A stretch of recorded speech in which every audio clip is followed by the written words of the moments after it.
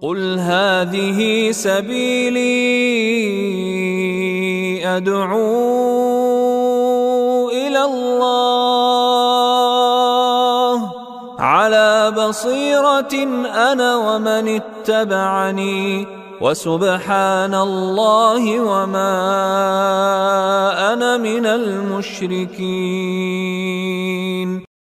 الحمد لله رب العالمين، والصلاة والسلام على سيدنا وحبيبنا محمد وعلى آله وأصحابه أجمعين. ئیمانداران و خواناسانی زۆر بەڕێز، سەلام و ڕەحمەتی خوای پەروەردگار لە ئێمە و سەرجەم ئیمانداران بێ. خۆشەویستان، لە وتارەکانی ڕابردوودا لە زنجیرە باسی ڕۆشنتردا باسی خەم و خەمۆکیمان کرد. وتاری ئەم جارەش بەویستی خوای پەروەردگار هەندێکی تر بیر خۆم و بەڕێستان دێنمەوە و زانیاریەکی باشتر پێشکەش دەکەین بۆ ئاشنابوون، شارەزابوون لە خەمۆکی کە بەڕاستی بابەتێکی قورسە، کە خوای گەورە بە ڕەحمی خۆی بمان پارێزێ لەوەی کە ئینسان تووشی نەخۆشی خەمۆکی بێ. ئینسانێک کە تووشی نەخۆشی خەمۆکی بوو وەکو خۆی لە ناو دەبا بەڕاستی ژیانی تاڵ دەکا، ئەبێتە ژیان تاڵیش بۆ کەسانێکی دەوروبەر و نزیکی. بۆیە پێویستە بە ئاگاییانەوە مامەڵە لەگەڵ ئەم بابەتە گرنگەدا بکەین. پێویستە ئەوە بزانین، کۆمەڵە زانیاری هەیە لەسەر خەمۆکی، حەز دەکەم وەریگرین. یەکەمیان ئەوەیە خەمۆکی لە هەموو نەخۆشیەکانی تر زیاتر بڵاوە. بە پێی ئامارەکانی ڕێکخراوی تەندروستی جیهانی، سێیەم نەخۆشیە کە لە جیهانە مرۆڤەکان پێوەی گیرۆدەن. سێیەم نەخۆشیە بە پێی ئاماری ڕێکخراوی تەندروستی جیهانی کە مرۆڤەکان لەسەر تاسەری زەویدا پێوە گیرۆدەن. زۆرترین نەخۆشی خەمۆکی لە وڵاتە پیشەسازی و پێشکەوتەکاندایە. سبحان الله، کاری خوای پەروەردگاری ئەلعەدل زۆر عەجیبە. هەموو ئەو وڵاتانەی کە هەژارن، یعنی بەڕاستی وڵاتی وا هەیە هەر پارچەیە قوماش بە لە شێوەیەتی، نەخۆشی خەمۆکی و نەخۆشە دەرونیەکان زۆر کەمترە تێدا لە چاو وڵاتێکی وەکو سویدا، لە چاو وڵاتێکی وەکو ئەڵمانیا، لە چاو وڵاتێکی وەکو بەریتانیا. زۆربەی وڵاتە پێشکەوتووە بەهێزەکانی بواری ئابووری و تەکنەلۆژیا و داهاتی بەهێز، خەڵکەکان نەخۆشی دەرونیان زۆرترە، بەتایبەت نەخۆشی خەمۆکی. بۆیە ڕێکخراوی تەندروستی جیهانی دەڵێ سێیەم نەخۆشیە لەسەر ئاستی جیهاندا کە تەواوی مرۆڤەکانی سەر زەوی گرت بێتەوە. دووەم، خەمۆکی زیاتر دووچاری ئافرەتان دەبێت نەوەک پیاوان، بە ڕێژەی 1:3. یعنی ئەگەر پیاوێک تووشی نەخۆشی خەمۆکی بێ، لە بەرامبەر 3 ئافرەت تووشی نەخۆشی خەمۆکی دەبن. کەواتە نەخۆشی خەمۆکی یەکێکە لەو نەخۆشیانەی 1:3، یعنی بەرامبەر بە پیاوێکی خەمۆک 3 ئافرەت تووشی نەخۆشی خەمۆکی بوون. خەمۆکی زیاتر دووچاری بێهاوسەران دەبێ وەک لە هاوسەردارەکان. بە پێی لێو کۆڵینەوە ئامار ئەو کەسانی تووشی نەخۆشی خەمۆکی دەبن، خەمیان هەیە دواتر خەمەکان درێژە دەکێشێ و لێیان دەبێتە حاڵەتێکی دەرونی نائاسایی و تووشی نەخۆشی دەرونی خەمۆکی دەبن. زۆرترینیان ئەو کەسانن کە بێهاوسەرن، کە هاوسەرگیریان نەکردووە لە کوڕان و لە کچان، یان جیابوونەتەوە لە هاوسەریان، ئێستا هاوسەریان نییە، لە چاو ئەو کەسانەی کە هاوسەردارن و ژیانێکی باشیان هەیە لەگەڵ هاوسەرەکانیاندا. بۆیە ئینسان ئەگە خوا ڕەحمی پێ بکە، پرۆسەی هاوسەرگیری بەختەوەر و خۆشبەخت لەگەڵ کەسێکا کە خۆشت بوێ و قەناعەتی دڵت پێی بێ، بەڕاستی ئەوە یەکێکە لە پارێزەرەکان بەویستی خوای گەورە لە توشبوون بە نەخۆشی خەمۆکی. چونکە ئافرەت ئەگە خەمی هەبوو، شەو چۆلای مێردەکەی دەستی سۆزی بەسەرا هێنا، بەڕاستی دڵدەرونی ئیسراحەت دەبێت، فۆرمات دەبێتەوە. و کاتێک کە پیاوێک بەو هەموو خەموو پەژارەی دنیای دەرەوە و کەسابەت و بازار و حکومەت و زوڵم و ناڕەحەتکردنەوە دەگەڕێتەوە ماڵەوە، کاتێک خانمی ماڵ بەخێراتنەوەیەکی گەرمی دەکا، ئامێزی گەرمی بۆ دەکاتەوە، تەوقەیەکی گەرمی لەگەڵا دەکا، دەستخۆشی و ماندوونەبوونی لێ دەکا، خواردنێکی خۆشی پێشکەش دەکا، ئەم پیاوە سەر لە نوێ دیسان دروست دەبێتەوە. بەڵام کاتێک کە ئافرەتێک هاوسەری لەدەستداوە، لە هاوسەری جیابووەتەوە، یان کچێکە وا ڕەفیقەکانی هەمویان چوونە خانە و لانەی خۆیانەوە هاوسەرگیری بۆ نەکراوە، ئیتر خەمیشی هەیە بە بێگومان بۆ چێی دەرببڕێ؟ بۆ کەسێک نییە متمانەی وەک هیچ کەسێک نییە لە ژیانی دنیادا بەڕێزان بڕواتان بێەوە حەقیقەتە، نە دایک و باوەک، نە خوشک و برا، نە هاوڕێ و دۆست و برادەر، هیچ کەسێک نییە وەکو هاوبەش و هاوژینەکەی خۆت و هاوسەرەکەت بتوانانی ئینسان دڵی خۆی بۆ بکاتەوە کاتی ئەم کەسە ئەم بەرامبەرەی نییە کە هاوسەرەکەیەتی وردە وردە لە ناخیا پەنگ دەخواتەوە تووشی نەخۆشی خەمۆکی دەبێت. بەڵام پێم خۆشە ئاگاداری خاڵێکی زۆر ورد و هەستیار بین. ئەگەر کەسێک ئەبینین دایمە بێتاقەتە، هەر سێنزە نیشانەکانی لە ئەڵقەی ڕابردوودا باسمان کردن، نیشانەکانی نەخۆشی دەرونی بۆ کەسی خەمۆک و نیشانە جەستەییەکانی کەسی خەمۆک، زۆر کەس بەداخەوە وا دەزانێت دەڵێ ئەگەر فڵان کەس ژنی بۆ بێنی ئەو کوڕە کە ئەوا تووشی نەخۆشی خەمۆکی و بێتاقەتی وەڕزی بۆ لە ژیان ژنێکی بۆ بێنن بەڵکو چاک بێ. کچێکە ئاوە حاڵێتی کاکە بێنن بە شوویدەن هەرچۆنە بێ هاوسەرێکی بۆ بدەوزنەوە دوایی چاک دەبێ. والله ئێمە کارێکی خەتەرە، والله ئێمە کارێکی بەڕێزان لابەلایە.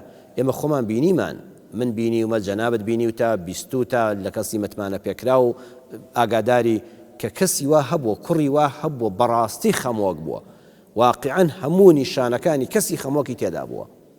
دایک و باوک بە حیسابی دڵسۆزی، مام و خاڵ بە حیسابی دڵسۆزی، کەس و کار بە حیسابی دڵسۆزی، کاکە بێنن ژنێکی بۆ بێنن. ئێتر باسیشی ناکەن لای ماڵی کچەکەی داما و کاکە ئەم کوڕی ئێمە نەخۆشی دەرونی هەیە، واللهی نەخۆشی خەمۆکی هەیە. ئەڵێن ئەگەر ژنت بۆ هێنا ئەوەتان لەن هاوسەردارەکان کەمتر تووشی نەخۆشی خەمۆکی دەبن لە بێ هاوسەرەکان، بەڵکو بەهۆی و ژنەوە ڕزگاری بێ، بەڵام نەک ڕزگاری نابێ. ئەمجا مەسئولیەتی هاوسەری دێتە سەرشان، ئەمجا بارەکەی قورستر دەبێ.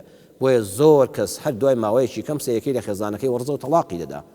ئافرەتێکی بێگوناه، بێتاوان، بەڕێز و محتەرەم، بە کۆمەڵی خولیا و هیوا و ئاواتەوە چۆژیانی هاوسەریەوە بحەسێتەوە خانە و لانەیەکی هەبێ، دایکی مناڵی داهاتوو بێ، سایە و سێبەری پیاوێک لە سەری بێەوە لە سایە بحەسێتەوە، پشت و پەنایەکی هەبێ، کەسێ هەبێت دڵ و دەرونی خۆی بۆ خاڵی کاتەوە. ئەم کوڕە نەخۆشە، ئەم کوڕە دایمە خەمبارە، دایمە عەسەبی و تووڕەیە، کەس ناوێت قسەیەک بکە لەگەڵ سێبەری خۆیان شەڕ دەکا. وەڵڵا ئافرەتی دامەوە فەقیرە دوای ماوەیەک تەلاق دەدرێت. ئەمجا خەمی نەبوو، ئەمیش تووشی نەخۆشی خەمۆکی دەبێ، ئەمیش ڕزگاری نەبوو. یان کچی وا هەیە دەیانەوێت بە شوویدەن بە ئیزنی خوا لە خەمۆکی ڕزگاریکەن، والله ئەوەش هەڵەیەکی گەورەیە. کوڕەکە هەرچی عیبە نیەتی، کوڕێکی بەڕێز بە حرمەت لە سەرخۆ هێمن، بەڵام ئەم کچە لەگەڵ کەسا ئیدارە ناکە. لە ماڵی باوکیان شارەزای بوون کە چەند دەرونی ناڕەحەتە، خەمۆکە، لە ژیان بێزارە. ئێتر تەحمۆلی کوا مەسئولیەتی هاوسەری دەکا. بەڕێزان ژیانی هاوسەری گاڵتە نییە، ئەبێ کەسێ بچێتە ژێر بەرپرسیارەتی ژیانی هاوسەریەوە کە دەرونی ئارام بێ، کە دەرونی سەلامەت بێ، کە خەمۆک نەبێ، تەواو ئیستیعداد و ئامادەیی تێدا بێ کە باری قورسی هاوسەریش هەڵگرێ بە ئومێدی بەختەوەری. هەموو شتێک دوولایەنەیە، کاتێ تۆ مافێک بەدەستدێنی بەخوا ئەرکێکیشت دەکەوێتە سەرشان، کە ژیانی هاوسەری زۆ خۆش و بەتام و چێژە لە بەرامبەریشە کۆمەڵە مەسئولیەت و ناڕەحەتی و بەرپرسیارەتی هەیە. ئەم کەسە خەمۆکە بەڕێزان خۆی لە خۆی بێزارە، هەل لە ژیان بێزارە. ئێتر چ جای ئەوەی خەم لە ژیانی کەسێشکە بخوا و خەمی کەسێکی تر هەڵگرێ. بۆیە تکاتان لێ دەکەم کەس خۆی نەخەڵەتێنێ بەوە و کەس ماڵی بەرامبەرەکەشی وێران نەکە کەسێکی خەمۆک لە کوڕ و لە کەچ بتەوێ بە هاوسەرگیری ڕزگاریکەی لە خەمۆکی. ئەبێ پێشتر ڕزگار ببێ لە خەمۆکی، ئەمجا بڕیاری هاوسەرگیری بدا. خاڵێکی تر بەڕێزان، هەندێک جار خەمۆکی دەگاتە حاڵەتی خۆکوشتن. بۆیە هەر کەسێک کە خۆی کوشت وا نەزانین کە گرفتی هەبووە لەگەڵ بەرامبەرێکە، غەدرێکی لێکراوە. ئێستا ژن و مێردی وا هەیە یەکێکیان کۆتایی بە ژیانی خۆی دێنێ. گوناحە ئێمە من و تۆ پێش دادوەرکەوین و گوناحە دادوەر هەل لە خۆ حکمێک دەرکا. ئەمە کۆمەڵی ئافرەت و تویانم دیارە ئەم ژنە کێشەی هەبووە بە خۆڕایی خۆی نەسووتاندووە، بابە دیارە کێشەیەکی هەبووە بە خۆڕایی خۆی نەکوشتووە. ئەم پیاوە خۆ بە خۆڕایی خۆی نەکوشت، ئەم پیاوە بە خۆڕایی خۆی هەڵنەواسی. دەکرێ ڕاستە من لەگەڵتام لێکۆڵینەوەی یاسایی و دادی و پۆلیسی بکرێ، بزانن داخۆ چێ لە پشتی ئەم بابەتەوە بۆ چێ هانی داوە، چێ هۆکار بووە. بەڵام وەڵی هەندێک جاریش هەیە کەس هۆکار نەبووە، کەس تەمی لەو ئافرەتە نەکردووە، کەس زوڵمی لەو پیاوە نەکردووە، کەس غەدری لێ نەکردووە، کەس مافی نەخواردووە. کاکە خۆی تەواو نییە. دەکرێ ئینسانی خەمۆک بگاتە حەدی ئەوەی خۆی لەناوبەرێ، خۆی بکوژێ. بەڵام با من و تۆ زمانمان بگرین. ئەی هاوار، ئێمە ئەهلی مزگەوتین، ئێمە ئەهلی ڕۆژووی ڕەمەزانین، ئەهلی ئەوەی گوێ لە قورئان و حەدیث و فەرمودەکانی پێغەمبەر صلی الله علیه وسلم دەگرین. تخوا بە ئاگادار بین، چەند جار کەسێک خۆی کوشتووە، کۆتایی بە ژیانی خۆی هێناوە. ئەو خەڵکە هەمووی لێکۆڵەرە، هەمووی مافناسە، هەمووی قازیە، هەمووی حاکمە. ئەوە دیارە بەرامبەرەکەی کاکە ناڕەحەتی کردووە، دیارە ستەمی لێ کراوە، ئەو کچە لە ماڵی باوکی بێهۆ خۆی ناکوژێ. والله کاکە دەکرێت لە گوڵ پاکتر بێ، لە گوڵ کاڵتری پێ نەوترابێ، خۆی دەرونی ناتەوا بووە، خەمۆک بووە و کەس پێڕانەگەیشتەوە تووشی لە ناوبردنی خۆی بووە. زمانت بگرە، حەقی تۆ نییە، هەر ئەوەندە لەسەرە.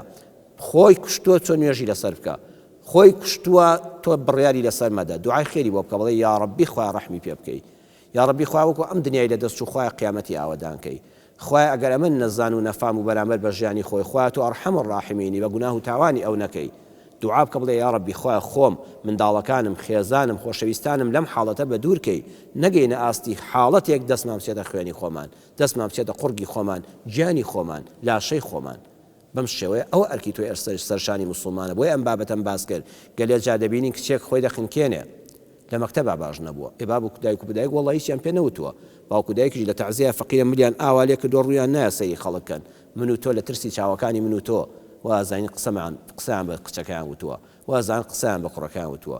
ژنێک خۆی کوشتووە، پیاوەکەی فەقیرە جایوا لە زیندانایە، وەڵڵاهی بێتاوانترین ئینسانە، بەڕێزترین پیاو بۆ بەرامبەر بە هاوسەری. ئەم ژنە غەدری لێ نەکراوە، گلەیشی لە مێردەکەی نەبووە، گلەی لە خۆی هەبووە، لە دەرونی خۆی هەبووە، لە ناڕەحەتیەکانی دەرونی خۆی هەبووە. پێویستە ڕۆشنتر ئەم بابەتانە لە ئیسلامەوە تێبگەین. خۆشەویستان، خاڵێکی تر ئەوەیە خەمۆکی هەموو چین و توێژەکانی کۆمەڵگا دەگرێتەوە. هەموو چین و توێژەکانی کۆمەڵگا دەگرێتەوە.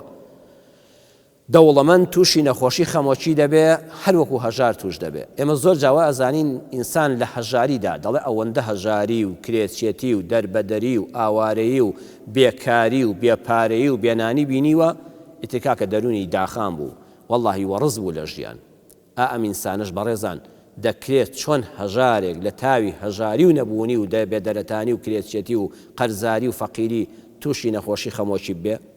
بە پێچەوانەوە شی هەیە، دەوڵەمەندی وا هەیە، سەرماداری ژمارە حساب لە نەهاتوو ملیۆنلەر لە دۆلار و دینارە، ملیارلێرە کەچی تووشی نەخۆشی خەمۆکی بووە. بۆیە نەخۆشی خەمۆکی وەکو نەخۆشی جەستەی، ئایا هەر هەژار نەخۆشی جەستەی دەگرێ؟ ناوەڵا بڕۆسەیری ئەو خەستەخانانە هیوا هەیە یەک خەستەخانەی تایبەت بۆ سەرمایەدارێک گیراوە، خەمۆکی و توشبوونیش بە خەم پارە نایڕەوێنێتەوە، پارە نایڕەوێنێتەوە. وابزانی بەس هەژارەکان تووشی خەمۆکی دەبن. عەرزم کردن لە وڵاتە هەژار و بێنانەکان توشبوون بە نەخۆشی کەمترە، نەخۆشی خەمۆکی کەمترە لە وڵاتە پیشە زازیە پێشکەوتووە جوانەکانی جیهاندا. هەروەها خوێندەوار و نەخوێندەوار تووشی نەخۆشی خەمۆکی دەبێت. دەکرێت ئینسانێکی نەخوێندەوار تووشی نەخۆشی خەمۆکی بێ، بە هەمان شێوەواریدا کەسێکی پرۆفیسۆری زانکۆ تووشی نەخۆشی دەرونی و خەمۆکی بێ.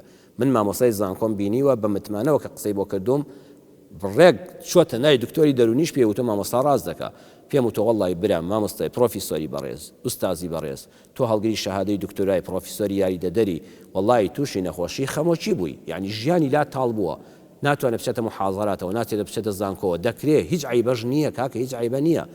خەمۆکی نەخۆشیە کە چۆن نەخوێندەوارێک دەگرێت ئەبێ بەلامانەوە ئاسایی بێ پرۆفیسۆرێکی مامۆستای زانکۆش کە سەرپەرشتیاری نامەی دکتۆرا و ماستەر دەکا، ئەویش ئاوا تووشی نەخۆشی خەمۆکی بێ.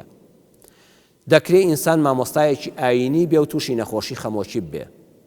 مامۆستایەکە بێتاقەتە تووڕێ زۆر جا وتاربێژێک بێ، نابیت بەڵێ من زۆر جا وتاربێژم بینیوە جەنابەت بینیوتە خوا منیش و ئەوانش پارێز و ڕەحم مامولایەکمان بکە، بەخوا لەگەڵ سێبەری خۆیان شەڕ دەکا. ئەوەندە تووڕەیە، ڕقی لە هەموو خەڵکە، دار و بەرد ناپارێزێ، جوێن بە هەموو کەس دەدا، ئەوە دڵنیا بە خەمۆکە، ئەوە تووشی نەخۆشی خەمۆکی بۆ بەداخەوە ئەو خافیش دەستگای حکومەتی ئێمەش هەر کەس بە کەسە ئەچێتە سەر مینبەر خەمۆکیەکەی خۆی بەڕێزان بە خەڵک دەردەبڕێ.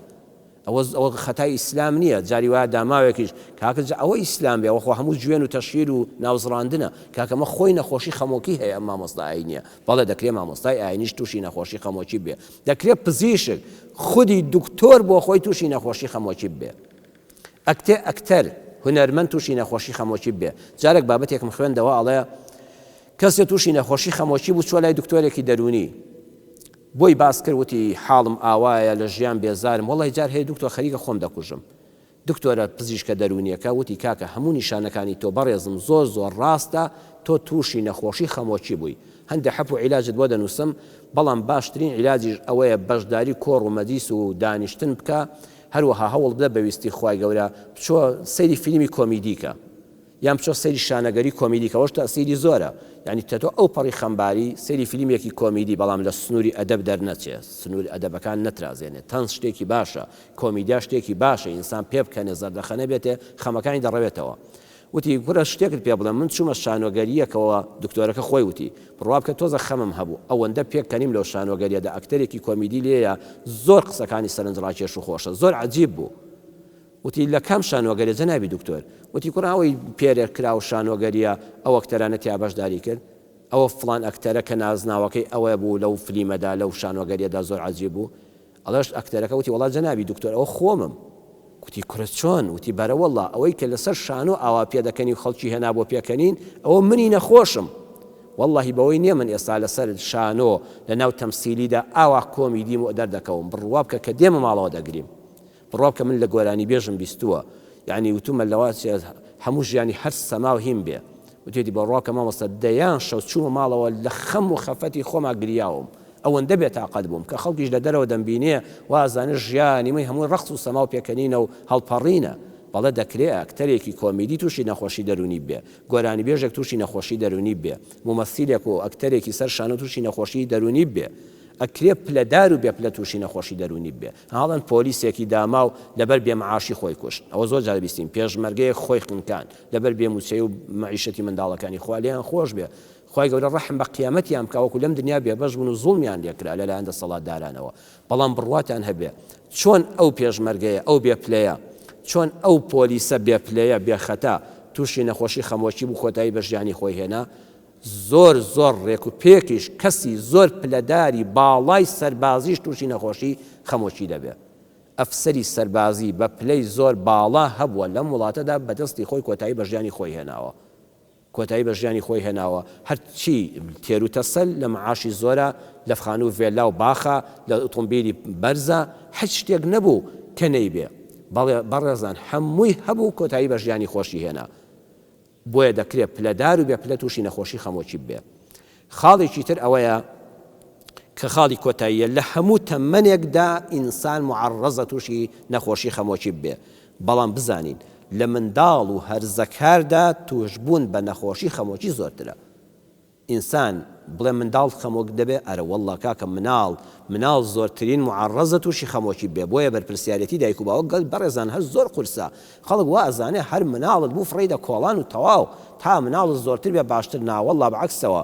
ئەبێت دایک و باوک ئەوەندە ژیر بێ ئەوەندە وریا بێ ئەوەندە پەروەردەی جوان بکە ئەوەندە ئاگای لە هەست و نستی منداڵەکانی بێ وەڵڵاهی منداڵ لە تەمەنی منداڵیدا تووشی نەخۆشی خەمۆکی دەبێ جا کە تووشیش بوو لە گەوریشا لە کۆڵی نابێتەوە بەهۆی ناخۆچی خێزان بەهۆی گرفتەکانی ناو خێزان بەهۆی دەست نەهێنانی سۆز و بەزەیی بەسەریدا بەهۆی گوێنەگرتن لێ بەهۆی داوا جێبەجێنەکردنی وەڵامدانەوەی پرسیارەکانی بەهۆی هەر لێی تووڕەبی هەر بیشکێنیتەوە هەر بەرداوردێکی بە مناڵی فلان و فلان ئیتر ئەوەندە خۆی لا بچووک دەبێتەوە داماوە منداڵەکە لە دەست دەچێت وەڵە خۆشەویستان هەرزەکاری ژوایە گەنج کە پێدەگا زۆر کەس دەڵێ بەخوا لە دەستی ئەو کوڕم بێزارم ئەو کچە عازەبم هەیەوا تازە باڵغ بۆ کوڕە لە ماڵەکەی لێشێواندوم بەڕێزان ئەمە حاڵەتێکە دەکرێت زۆر وریابین بەقەدەر ئەوەندەی منداڵ و هەرزەکار تووشی نەخۆشی خەمۆکی و دەرونی دەبێ وەڵاهی خەڵکە بە تەمەنەکان کەمتر توش دەبن ئەم بابەتە ماوێتی زانیاری زیاتری لەسەر بڕوون دەکەینەوە و هەمووشمان پێویستیمانە و پێویستی کۆمەلگاکەمانە ئیسلامیش بۆ ئەوە هاتووە وڵامی پرسیارەکانی ناو کۆمەلگا بداتەوە پێویستی خوا لە ئەڵقەی داهاتوودا تشکی زیاتری دەخەمە سەر والسلام عليكم ورحمة الله وبركاته قل هذه سبيلي أدعو إلى الله على بصيرة أنا ومن اتبعني وسبحان الله وما أنا من المشركين